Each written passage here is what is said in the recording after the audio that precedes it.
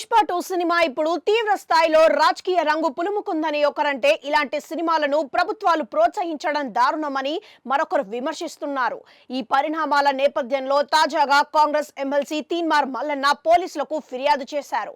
ఇందులో భాగంగా పుష్ప 2 సినిమాపై మేడిపల్లి పోలీస్ స్టేషన్లో ఫిర్యాదు చేశారు. సినిమాలో కొన్ని సన్నివేశాలు పోలీసులను కించపరిచేవిగా ఉన్నాయని ఫిర్యాదులో పేర్కొన్నారు.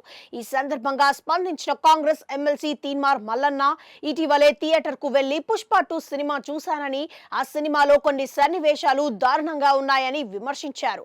ప్రధానంగా పోలీసుల పట్ల చిన్నచూపు చూసే విధంగా ఉన్నాయని అన్నారు. వాటిపై ఫిర్యాదు చేస్తూ దర్శకుడు, నిర్మాత, హీరోపై చర్యలు తీసుకోవాలని కోరారు. ప్రధానంగా స్మగ్లర్ వచ్చి పోలీస్ ఆఫీసర్ కారును ఢీకొట్టి ఆ పోలీస్ ఆఫీసర్ స్విమ్మింగ్ పూల్లోని పడిన తర్వాత పూల్లోనే మూత్రం పోయడం పోలీసులను అవమానించడమే అని ఆగ్రహం వ్యక్తం చేశారు.